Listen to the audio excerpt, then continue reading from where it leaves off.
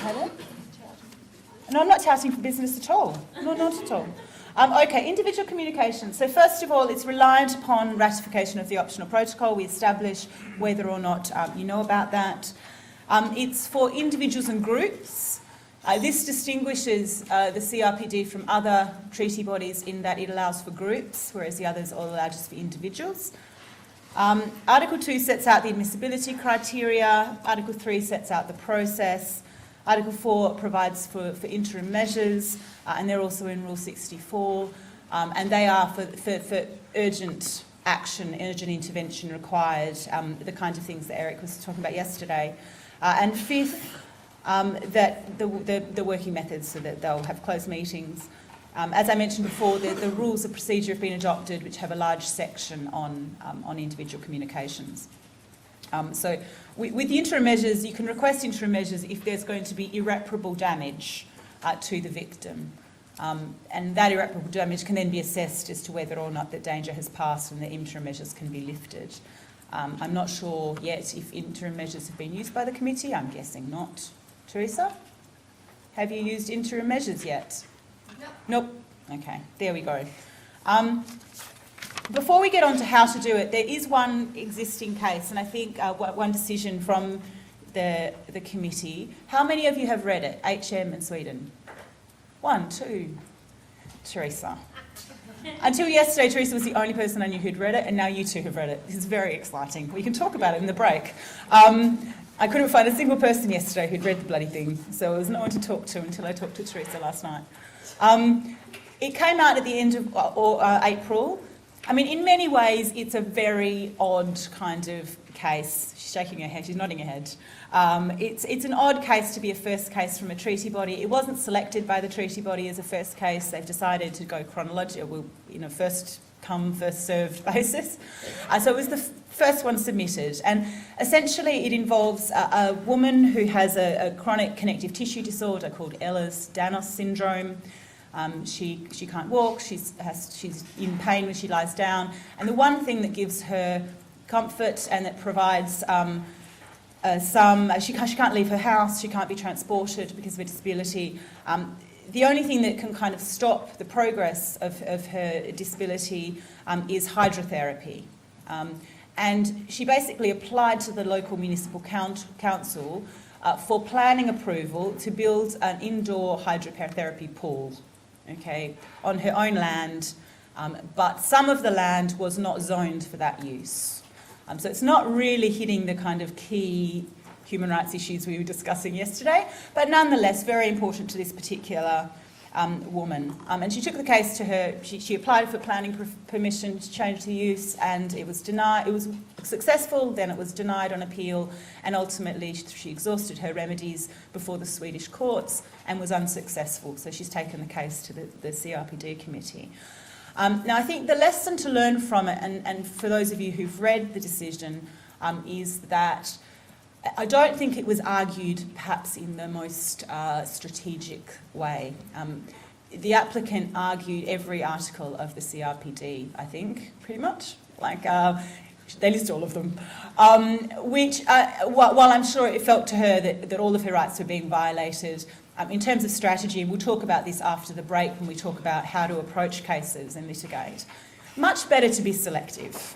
Much better to pick out a couple of issues that you really think you're going to win on and to hammer them home and to provide all the evidence you can. And in this case, the committee very quickly in the admissibility part of the decision says that a swathe of the rights that were argued were inadmissible because of failure to substantiate them, which is totally fair enough. They recognised that a number of other rights could go to merits, and they found violations in the end with respect to equality and reasonable accommodation, health and rehabilitation, both alone and in conjunction with principles in Article 3 around equality and equal opportunity, etc. It's an important decision, obviously, because it's the first decision. There is some very good language there in how the committee understands discrimination. There's language about reasonable accommodation, which is really important. There's a good assessment of what disproportionate burden is for the state in the factual part of the decision. So I highly recommend that you look at it. At the same time, I think you have to remember that the committee works on the basis of what's put before it. So when you see that there are perhaps some weaknesses in the way it's approached, it might be that it's actually the way it was argued, and there's a real onus on us as lawyers who take these kind of cases, or as applicants, or as DPOs who support these kind of applications, that we ensure that they're argued to the absolute best of their ability. So I do recommend that you have a look at it, and again, particularly around reasonable accommodation and discrimination, it's great to have a first decision from a treaty body that talks about discrimination and makes it really clear what their understanding is, because it's taken 20 years for other treaty bodies to get to a similar stage where they tell us what they mean by discrimination. So it's in that respect really significant. In terms of how to take a case yourself, the first thing you do, and I can't talk about how important this is to look at the admissibility issues. The vast majority of complaints submitted to international regional courts and to UN treaty bodies are tossed out for being inadmissible. So there have been, for example, almost 25 cases that have gone to the CEDAW committee, the Committee on Discrimination Against Women, and only 11 of them have actually gone to merits. The other 14 have all been thrown out for non-exhaustion of domestic remedies, for being out of time, for not revealing any potential violation of the Convention. So the first thing to look at is the admissibility criteria. The first thing is the most significant, is that really, in order to take a case to the CRPD, that's not your first port of call. Your first port of call should be your domestic courts. So you have to start with your domestic courts, and we'll talk about this after the break when we talk about approaches to litigation. And before I go any further, I have to say that while I do litigation for a job, and that's what I know about, I do not think litigation or taking cases to courts is the answer to the world's human rights problems at all. I think I'm probably more litigation sceptic than anyone else in this room because I've spent the last 15 years doing it. So it is one part of the puzzle. It's one thing that we can do in order to get better standards, in order to get protection for people, in order to leverage support from our governments for law reform. I do not for a second think that litigation holds the answers to much. But it is a tool that we have in the toolbox. And it's not always going to be appropriate, and that's one of the things we can talk about after the break when we talk about strategy. So the first thing you need to do then is to go to your domestic courts and you need to exhaust. That means you take the case to the first court. If you lose, you then appeal it until you get to your highest court. Now, you don't have to take a case to a constitutional court, for example, if the constitutional court won't give you a remedy. Okay, so you have to take it to the highest court that will provide you with a real remedy. And most of you would know, most lawyers who do human rights cases would know what the appropriate final apex court would be. In some countries, constitutional courts can give individual remedies, so you would need to take a case to a constitutional court. In many places, it's the Supreme Court of Cassation or the Supreme Administrative Court that you would end up taking the case to. If it's a criminal case, for example, if a woman with disabilities, for example, is raped and complains and the prosecutor says, no, we're not going to prosecute, we're not going to investigate. In some countries, you can appeal to a superior prosecutor, and if that person says no, there's actually nothing more you can do. In that case, you've exhausted your domestic remedies. If there's a recent decision of your Supreme Court that says that for whatever you're complaining of is not a human rights violation according to the Constitution. So, for example, we've got a case now we're looking to take to the European Court. We're actually taking it to the European Social Charter Committee, but it's on the same sort of issue, where the Supreme Court in the Czech Republic has said that trans people must be sterilised in order to be recognised in their gender. So in a case before the Czech courts, there's no point in taking it to the Supreme Court because they've made it very clear what they think about sterilisation of trans people. So it's now very clear. But otherwise, you're required to exhaust. Now, the only time you don't have to exhaust is if there is no remedy for you. If there is no legal process or person that you can take a complaint to, if it's not recognised as a human rights violation, if there is no law that would apply to it, civil or criminal. Or if it's going to be, and this is where, interesting for our African friends particularly, where any remedy would be unreasonably prolonged. So if you're in Nigeria and you have to wait 17 years to get a decision from your local court, then that is unreasonably prolonged. And the other thing is if it's unlikely to give you relief. So if it's clear from the Supreme Court decision that there's not going to be any remedy for you, then you don't have to do it. But the safest way to do it is to actually take it to the courts. Yes. Microphone? Sorry, Elizabeth, down here. That the convention needed to have applied in the country at the time of the violation. So you can't now go back and complain of something that happened before the CRPD entered into force with respect to your country. Most times this isn't a problem, but because this is a new convention, you do have to keep that in mind. The exception to that is where the violation is a continuing violation. So if somebody was stripped of their legal capacity prior to the convention entering into force and remains divested of their legal capacity, then that is a continuing violation, so you can continue to take it. The convention now applies to you. It doesn't have a time limit in the convention, but it has to be reasonable. Now, again, what's reasonable is up for debate and about the context of the particular case, the particular violation, the particular state, what the domestic proceedings have been. I'm slightly hesitant about this because the African Charter talks about submission of cases to the African Commission within reasonable time, and that's always been understood to be 2 or 3 years. So we've always submitted cases, as soon as possible, but within 2 or 3 years of exhaustion of domestic remedies. And in May this year, the African Commission issued a swathe of admissibility decisions where it says, we are now part of the international community. We have been looking at the jurisprudence of the European Court of Human Rights and the Inter-American system, and therefore we apply a 6-month time limit, and that is now what's reasonable. And they've done that retrospectively without telling us and said, you didn't explain why it was you submitted after 6 months, even though at the time that wasn't their approach. So very frustrating. I think with reasonableness, I don't expect the committee will be as arbitrary and unfair as the African Commission has recently been, but very good idea to submit as soon as you possibly can. Like, don't push it on the reasonableness. You don't want them having a discussion in the committee room about whether it's been too long since you submitted it. You can't submit it or cannot have submitted it to any other international mechanism. So you can't take the same case to the European Court of Human Rights or the Inter-American Court and also take a case to the CRPD committee. You can take different applicants to the committee and the European Court. So we've just had a case against Bulgaria, a gender case, which is lost in all of the courts in Bulgaria, and it was brought by 13 applicants. And now we're splitting them. So we're taking half of them to the CEDAW committee, and the other half, with their different facts and different cases, are going to the European Court of Human Rights, where they're likely to lose. We're likely to win at the CRPD. So you, as long as it's not the same applicants, you can take the same issue.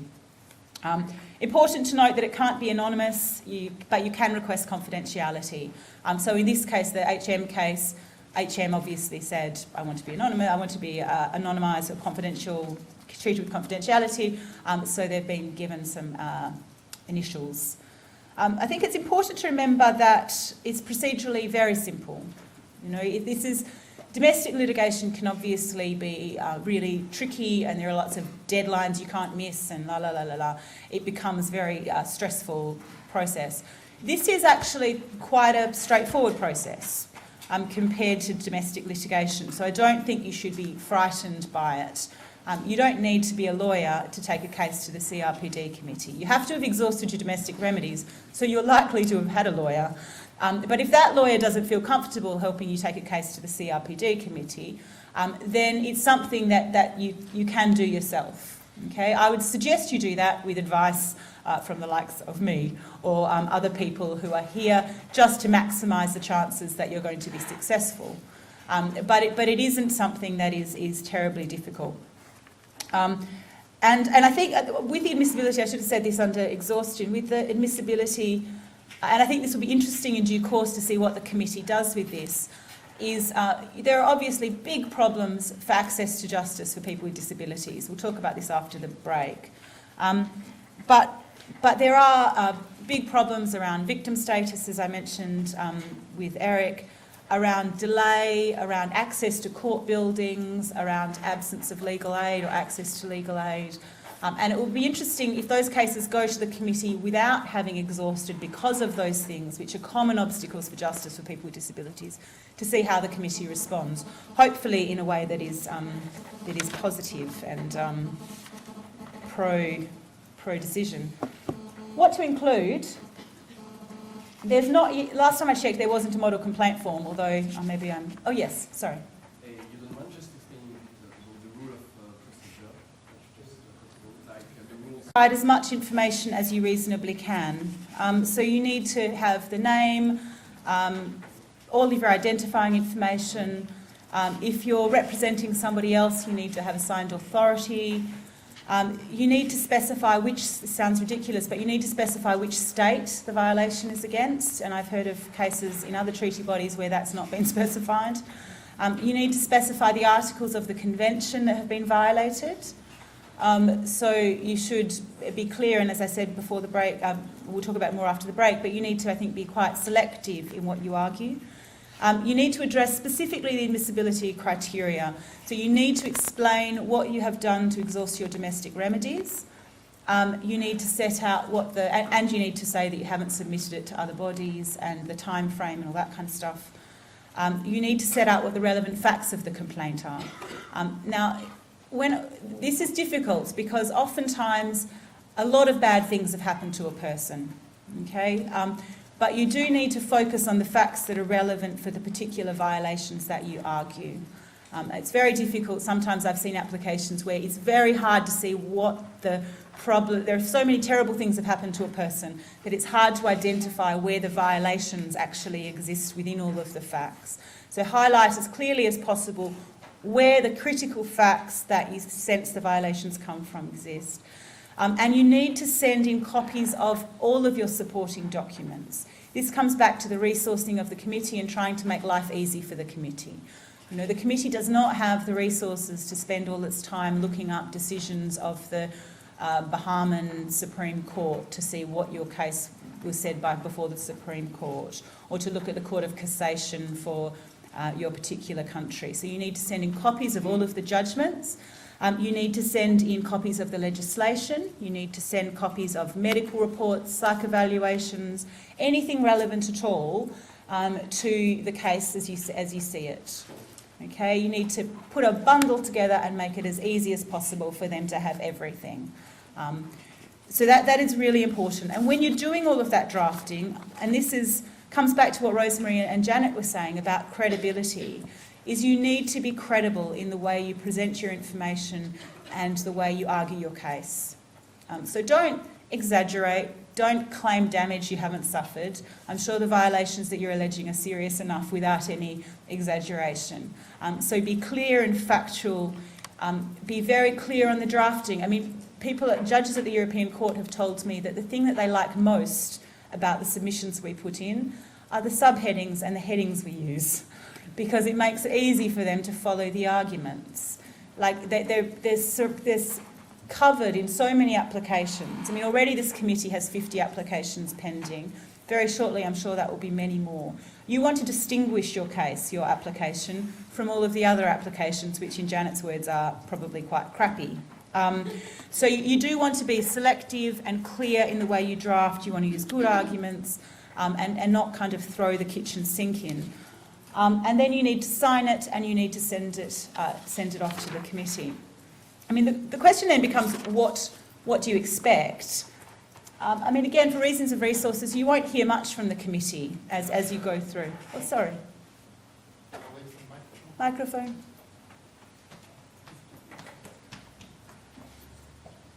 And a process where the state will comment, you'll then respond, and then there'll be views and observations. The committee might have a separate or a joint consideration of admissibility and merits. I think it's important to remember that this is a quasi-judicial body. It's not a judicial body like the European Court or the African Court or the Inter-American Court. So it doesn't make binding findings. binding findings. It's ridiculous. But it's very much recommendations to the state, strong suggestions from an important international body on what they should do. And the HM decision shows that they make recommendations on individual measures. So in that case, the committee recommended that the state reconsider the application for change of use for the land, but also on general measures. So you make recommendations more broadly on law reform that would be appropriate. I have to say, and this is not all that happiest sort of story, we submitted cases to the UN treaty bodies, to the Human Rights Committee in the late 90s against Trinidad, Tobago, Jamaica, and another island state in the Caribbean. And they're all on behalf of people who are on death row based on basically no evidence that they had done the crimes they were committed, who are being held in horrible underground cells facing execution. And in all of those cases, the Human Rights Committee said there's been no fair trial, there's been torture, inhuman treatments of detention, death sentences should be commuted, and the people should be released. That was their recommendation. In all of the cases that we had, and there were about 13 of them, all of the cases the death penalty was put down to life. But to this day I receive letters from all of those men, not all of them, some of them have died in detention, but many of them remain in underground cells in Trinidad and Tobago and Jamaica. And I will regularly be in contact with the treaty body committee people who say I will drag the Jamaicans in again and give them a lecture. And we comment on it in state party reports, in shadow reports and stuff. But it is not an enforceable mechanism in the state. It relies on political will of states. Okay? And some states are going to be more willing than others to do as the committee says. But some states will be intransigent and won't do anything. So we've had a number of, we've had a number of cases in Africa, for example, against Egypt, where we took cases to the African Commission on behalf of men who are being detained under emergency laws in Egypt. And in all of those cases, there are 3 cases in the end, just before the African Commission got to the point of considering the admissibility of those cases, we had a communication from the Egyptian government saying, if you drop the case, we'll release the men. Which for us was very simple. We dropped the case, they released the men. It was all very good. But that's because they took that mechanism of the African Commission very seriously and they didn't want an adverse finding. We have cases against Botswana where the Botswanans have said, yeah, go ahead. Go ahead with your stupid interim measures. We're executing them anyway. It just depends on the government. And I'm afraid that's just because this is sort of an imperfect system, regardless of the fact that there are mechanisms for follow-up. We've got Teresa and then this gentleman, this gentleman, this gentleman. Okay, I wanted to... this gentleman's first and then you, sorry. I'd forgotten that Donald was already in line. The outcome has been very positive. And there's no question that wouldn't have happened. They've tried this numerous times before, unsuccessfully. So that was about the case and it having been brought. And Interights, my organisation, and there are other organisations, the Mental Disability Advocacy Centre in Budapest, for example. There are organisations in Southern Africa that do disability work that can support you in taking these kind of cases or discussing with you if you want to take them or what the strategy or procedure might be. Just very quickly, the other process that's set up by the optional protocol is the inquiry procedure. It's not yet been used. There's an inquiry procedure along similar lines for the CDAW committee, the Women's Discrimination Committee. And essentially it's where there is a grave and systematic violation of rights. You can notify the committee and an inquiry team will be set up. They will adopt their own working methods, so they might visit with state consent, they might have confidential hearings. It's all very much behind the scenes, I'm afraid. As somebody if you initiate the complaint, you then don't really hear too much more about it. But NGO information and views are sought through the rules of procedure. It's very, very confidential. It's been used once so far in Mexico. Is anyone here from Mexico? Anyone from the Inter-American area? From the Americas? No? It was used in a case of mass killings of women in Ciudad Juarez. Sorry, I apologise for the Spanish people. And it was initiated by a local Mexican NGO and Equality Now, who essentially just sent a letter to the committee, the CDAW committee, saying that this was going on, attaching a recent report they had done, and that process initiated an inquiry. And had a lot of, post the inquiry decision from the CDAW committee, there was a lot of media mobilisation around it. It's resulted in a number of other cases, individual cases being brought, special rapporteurs getting involved, lots of different things. So it's been really significant. There have been lots and lots of applications, before I take questions, lots of applications to the CDAW committee for inquiries that have been turned down. Many more turned down. I've only accepted one. It's obviously very resource intensive and they don't have a lot of resources. But there have been, for example, the European Roma Rights Centre sought to have an inquiry into the forced sterilisation of Roma women in Eastern Europe and in the Czech Republic, for example, and that was turned down. There have been a number of other similar sort of things which have been quite specific. I think perhaps the lesson from the CDAW committee has been that if there's a situation itself which has multiple violations occurring, then that's perhaps more likely to result in success. We'll have a couple of quick questions. Rosemary's also going to talk about inquiry in a national context briefly. Down here.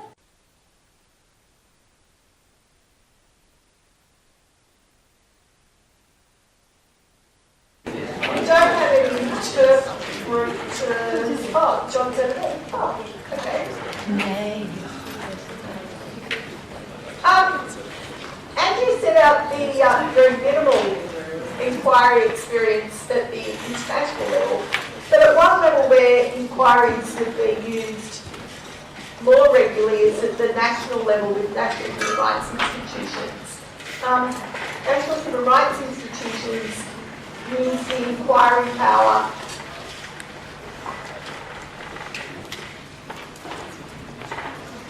reasonably regularly in our experience in Australia, and I believe the Canadian Commission as well has used the inquiry power more regularly than what the international body has done. It's set up in a vaguely similar way, not necessarily about the standard of the issue, in other words, grave systemic, but more focused on systemic issues.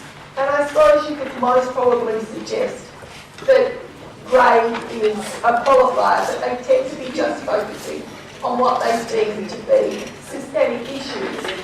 It's been an excellent process because of access to justice issues.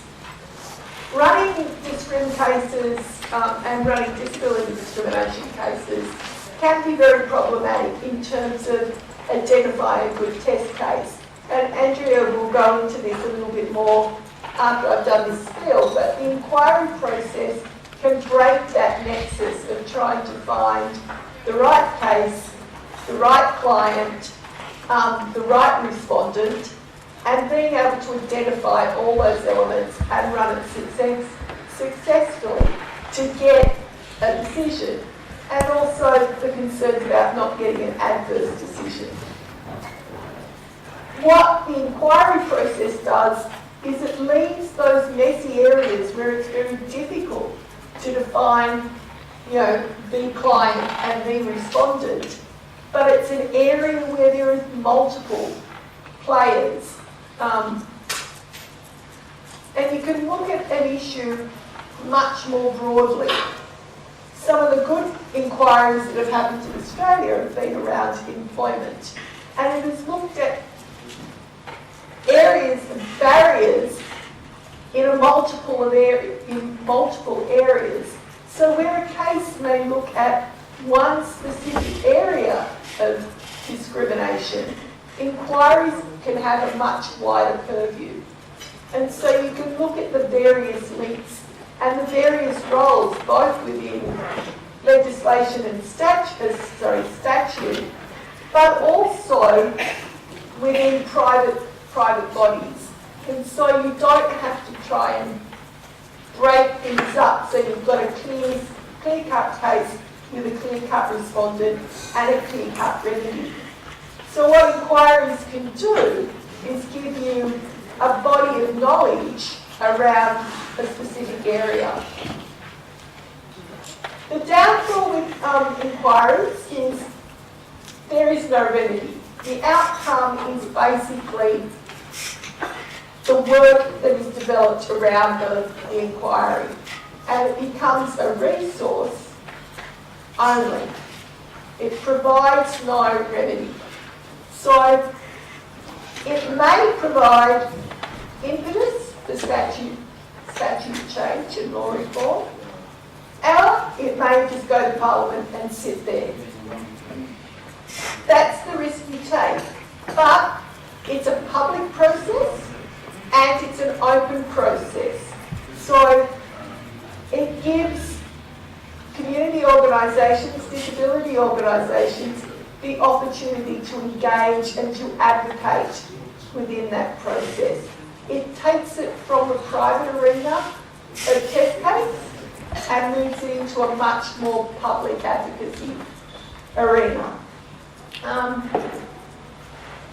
As I said, the downfall is that it becomes more of a resource tool than a remedy. But sometimes it's the public focus of it that gives you the remedy that you would have sought anyway, apart from compensation. Oh.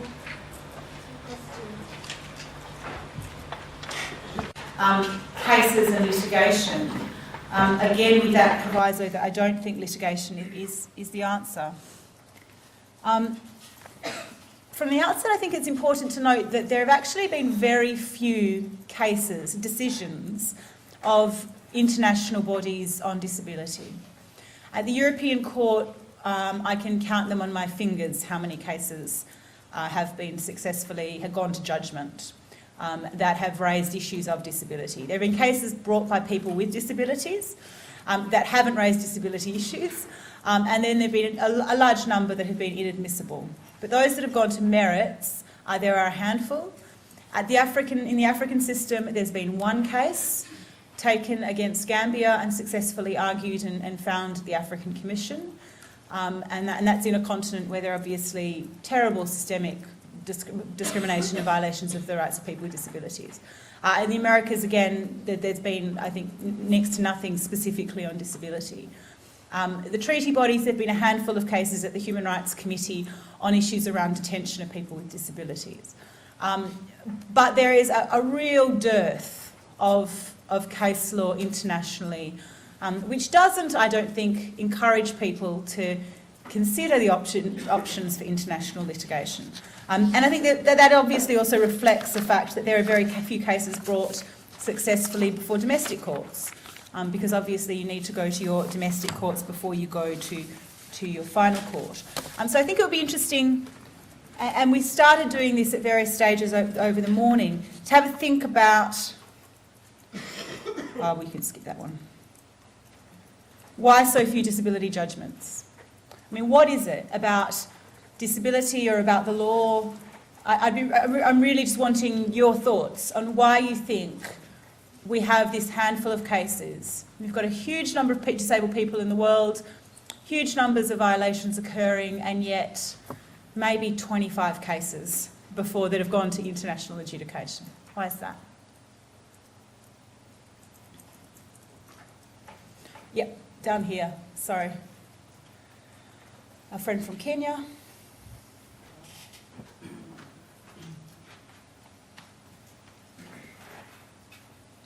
Thank you. My name is Kani Gikonyo, the current chairperson of Users and Survivors of Psychiatry in Kenya. Now, what I can say is that, especially when you talked about why litigation is difficult for people with disabilities. Yep.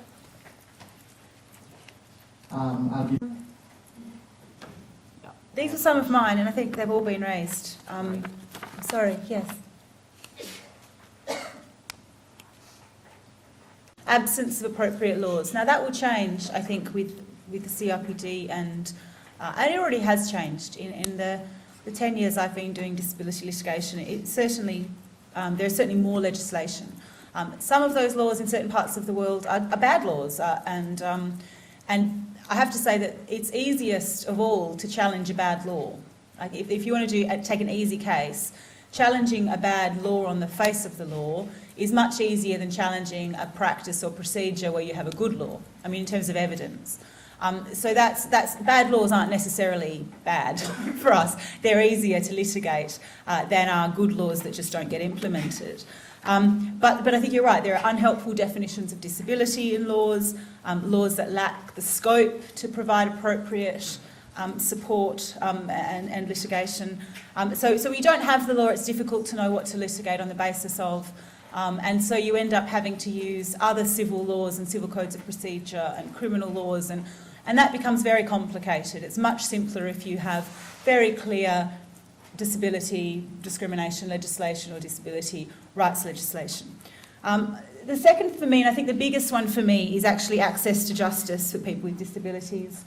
I think this is a problem for lots of different people in the community, but for people with disabilities, I think there are particular problems in accessing, in terms of physical accessing of courts, in terms of accessing information about what your rights are, about accessing lawyers, having the funds to be able to go through costly litigation, as someone mentioned earlier. And so there really is that big kind of barrier towards getting into the courts in the first place. And that is, hopefully something that the CRPD committee is going to be really quite open-minded about when it comes to admissibility.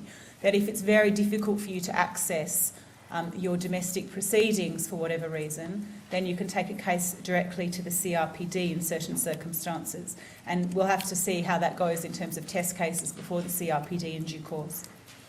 Another which I think Lady at the back have talked about, tenacity. I think litigation is itself extremely difficult and unpleasant. We've had, it takes years, as one of the gentlemen said earlier. And I think there's also this sense, particularly for people with disabilities who receive some funding from the government through services or provision, that there's a sense of biting the hand that feeds you. You don't want to take a case against the provider and complain about what you get, because you at least get something.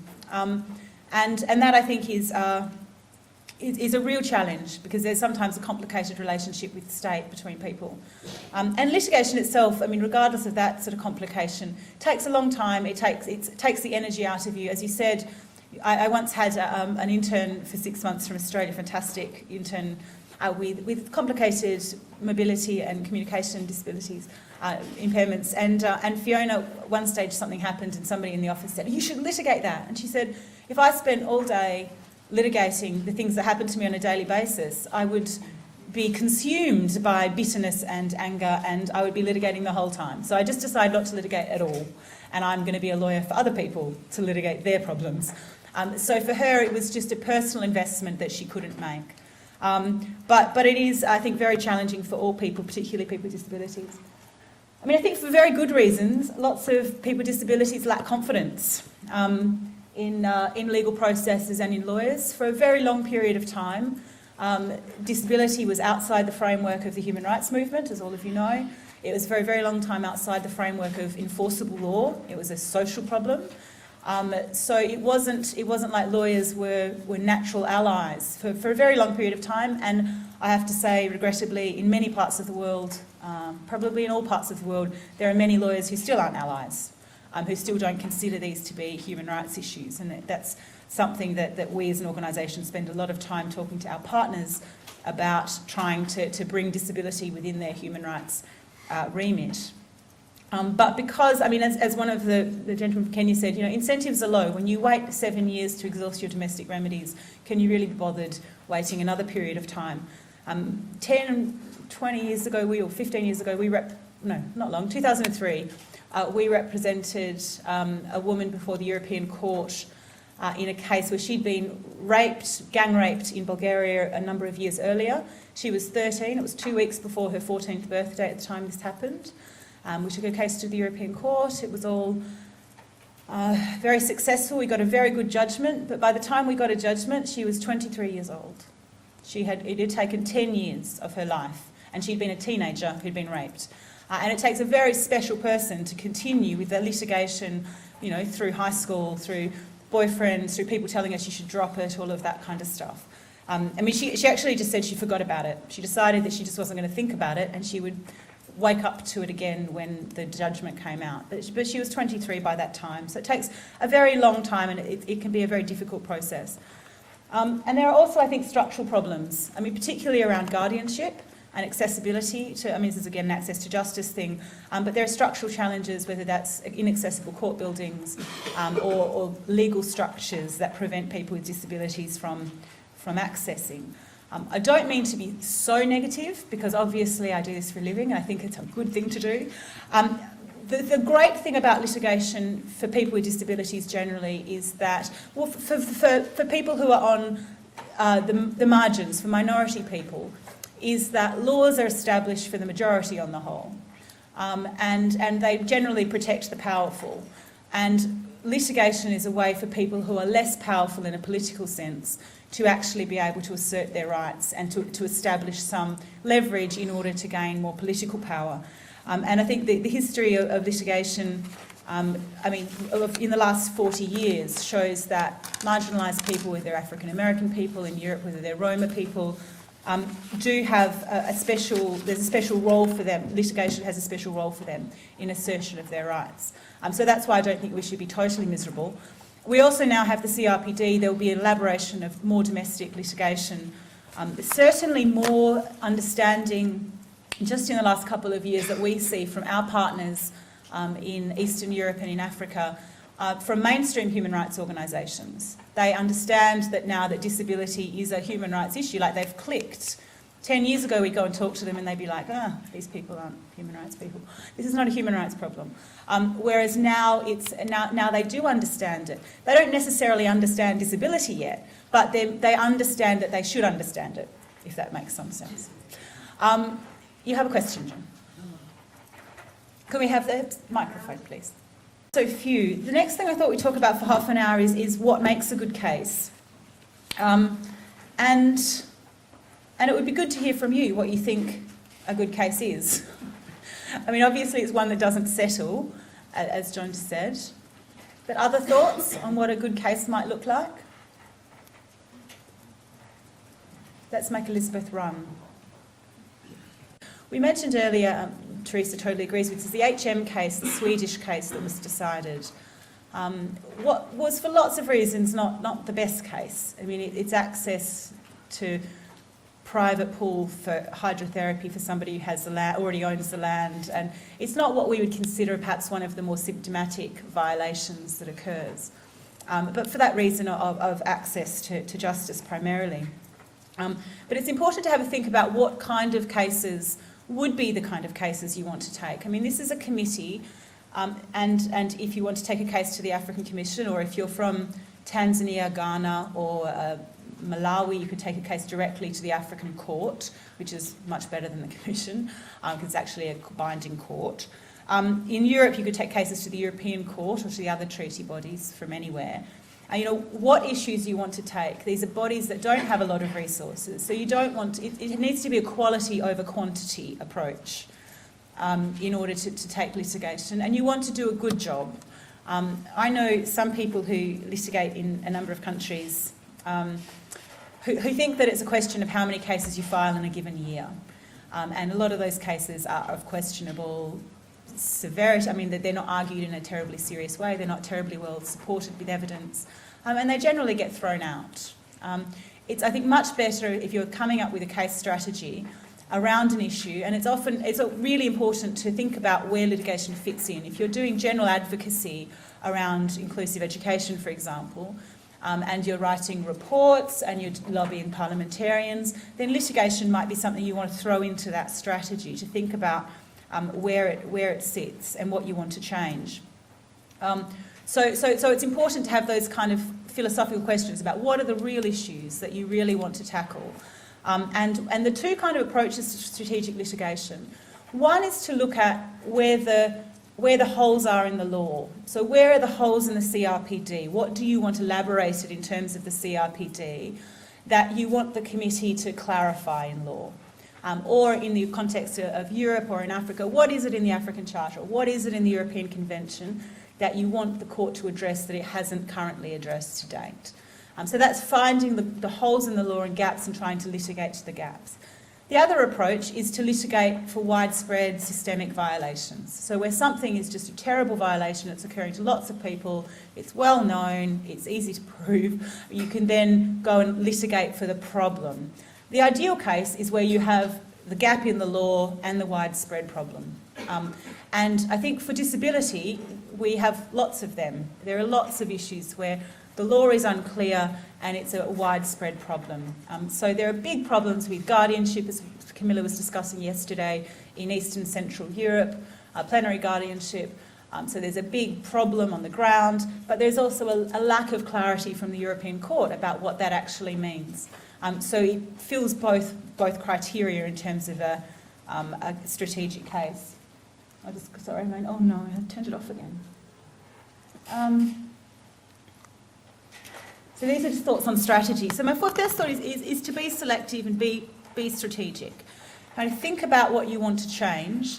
Think about what the two approaches, whether it's a hole in the law, whether it's a widespread practice, whether it's both, and really be thoughtful about those kind of problems. For most of you, you'll have opportunities of different fora. So you could take a case to the CRPD committee, or you could take a case to the European Court, or you could take a case to the African Commission, or the East African Court of Justice, or the ECOWAS Court in Western Africa. You have options. So you need to know about what your possibilities and your likelihood of success and the criteria for those different committees and courts are. So for example, before the CRPD committee, the advantage would be that you have a clear disability convention upon which you're litigating, and you have a committee who are by definition going to be understanding of disability. They will get disability in a way that your local courts or the European Court won't get disability. So you're preaching to the choir in some respects, which by all likelihood is going to increase your chances of success. The problem you have is that that's not a committee that can order binding judgments, so it can't necessarily bind your state to change the law, and it can't necessarily order compensation. So you might instead decide, or your client might decide, that they want to take a case to the European Court. The advantage being that you get a binding decision that will ultimately, it might take years, but it will ultimately result in law reform. And you can get compensation, and particularly for people who've had particularly egregious violations, they might think that they need compensation. We took a torture case to the European Court 5-6 years ago against Russia, Mikheyev. And Mr. Mikheyev was a policeman. He was arrested and detained and interrogated for abducting a small girl, raping her and killing her. That was the allegation. And he was held for 2 weeks and tortured senselessly. And at the end of the 2 weeks, he said, "Yes, I can tell you where she is." He wanted a break. And so he told them that she was in a field a long way away, and they left him alone and they went to find her, and he used that opportunity to jump from a 3-storey window because he wanted to end his life. He couldn't put up with it anymore. And he broke his neck. He ended up using a wheelchair. He'll be using a wheelchair for the rest of his life. And he took his case, and she was found then about a couple of days later, staying with a relative in another part of Russia, unkilled, unraped, unbeaten. And it goes to show the strength of torture as an interrogation technique. But you confess to anything. He wanted them to leave him alone. So she turned up, and he took his case to the European Court, basically saying, we took his case on his behalf, saying that there should have been procedural steps in the police station to protect him. He should have had right to a lawyer, all of this kind of stuff. And when it came to ask the court for the amount of money, we asked Mikheyev what he wanted, and he said he wanted $1 million, €1 million, because he needed support for the rest of his life. He wasn't going to get that in his village in Russia. And so we duly submitted that we wanted €1 million. Now, at the time, the highest award from the European Court had been €70,000. And we thought there was no chance we would get anywhere near that. And we told him that. We said, you're not going to get it. It's the highest award's been $70,000, and that's been for killing of a whole family. And the court awarded him €250,000, which is for him a life-changing amount of money. And that was the Russian government paid it within 3 days of the decision. He was given the money because they wanted it all to go away. But in terms of case selection and where you take a case, had we taken that case to the Committee Against Torture, if that were an option, we would have had the violation found. We probably would have had a better finding on the violation than we wanted, better language, but we wouldn't have got the money for Mr Mikheyev, and he would now not be living in the way he's living now. So these are kind of considerations you have to take into account. The financial one with the European Court, for those of you from Europe, is a difficult one because the court is really inconsistent about how much it awards in terms of compensation. So there's no way of knowing, and in fact, another registry official at the European Court in the Russian section told me that if it had been my case, he would have got €25,000. But, you know, you had that soft person who recommended €250,000. So it is, I mean, there are no guarantees, and certainly when we advise applicants, we tell them that there are no guarantees. But certainly financial compensation is an option you're going to get before the New African Court and before the European Court. You're not going to get that elsewhere. So you need to think about what your options are, where you're going to go. Another option you have in Europe is you have the European Social Charter Committee. For those of you who work for DPOs or NGOs that do big reports on human rights and violations, this is a fabulous committee if your country has recognised the collective complaint mechanism, because it allows you to take a collective complaint without any applicants, without any timelines, and just basically complain of a situation where the law is out of sync with what the Social Charter says. And the Social Charter covers education, health, employment. The revised Social Charter has a specific great provision on disability. There was a case brought 10 years ago by Autism Europe against France about the education of autistic children in France. And the then Vice President of the committee was this guy, you might have heard of him, Jared Quinn. And he was the rapporteur on the case, and he wrote a fantastic decision on autism and education, and found the French in violation. There's some fantastic language. I recommend all of you, European or non-European, read the decision. It's on Autism Europe's website. I'm sure Jared will send you the link if you want. But it's the committee's decision. He happened to have drafted it. But it's got great language on all of stuff around education and inclusiveness and disability and what education means for children with disabilities. So I highly recommend that you have a look at it. But that was based on reports that Autism Europe had already created, and they sent them to the committee saying our autism laws, our education laws are out of sync with the Charter. So it's a question of understanding what the pros and cons of the different fora are. I think talking to Teresa last night, it sounds like there need to be some really good meaty disability cases put before the committee. So cases that really represent perhaps more systemic violations than those that we've heard of to date. So I would encourage you to think about that. Another thing to think about in terms of case selection is that some cases are just easier to win than other cases. Courts, the committee, bodies generally understand civil and political rights easier than they understand economic and social rights. They understand torture and ill treatment and the right to life and those kind of violations. So the best cases on disability from the European Court have been cases like Price, where somebody was in a wheelchair, detained, and denied basically any accommodation of her disability during her period of detention. And they understood that, they got that, they understand rights around personal integrity. Much more difficult for them to understand in the case of Vota in Italy, for example, which was about access of a gentleman to a private beach when he was on holiday in Italy. And the court came up and he argued that it was a violation of his private life that he'd been denied access to the beach.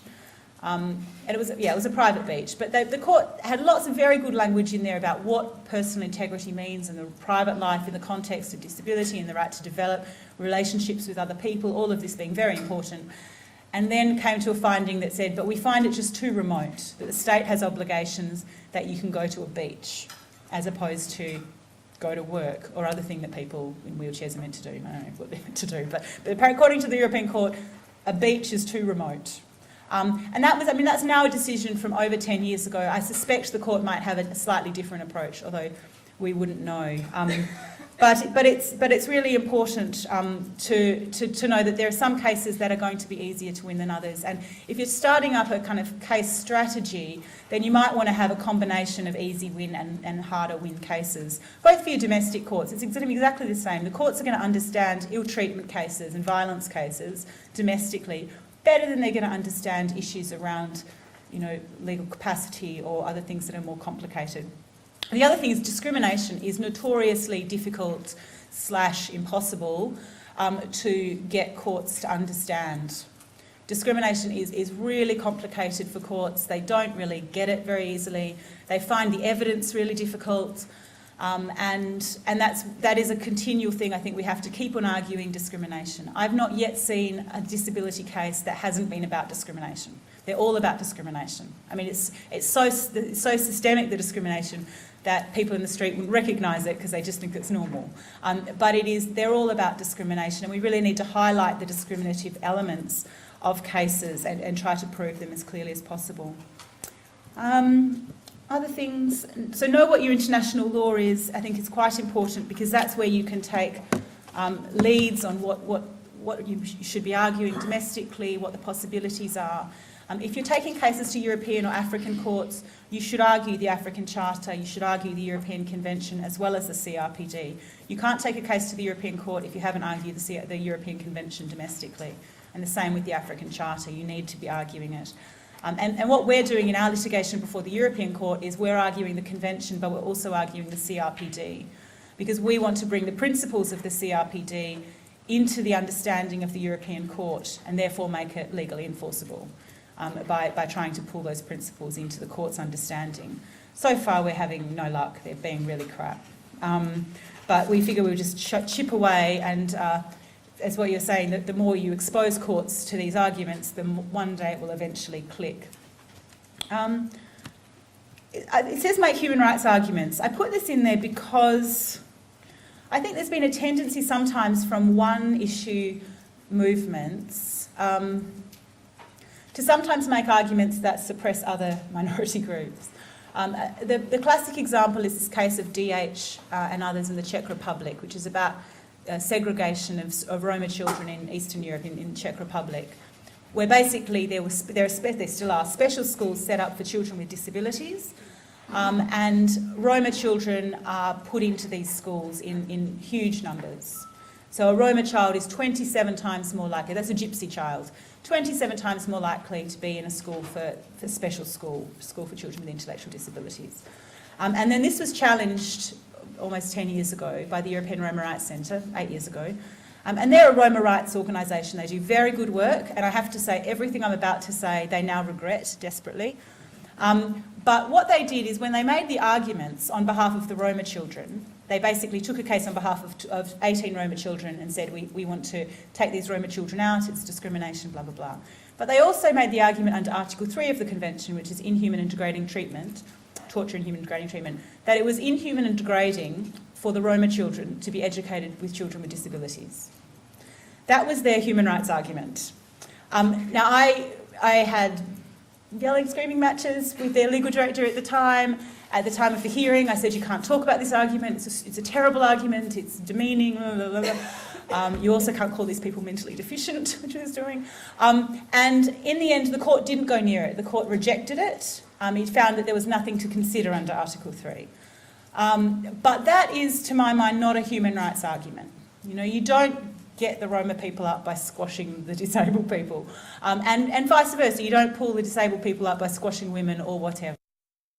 We're making arguments in the spirit of human rights more broadly rather than just in the spirit of our particular group. And I have to say the Roma Rights Centre now has got a totally different approach to disability. They're now working with the disability movement in Eastern Europe to try to close the special schools completely, because if there are no special schools, there are no Roma children in them, and it just is better for everybody. So their approach has changed, and that is perhaps symptomatic of the fact that the convention's come along, people are now thinking about disability much more.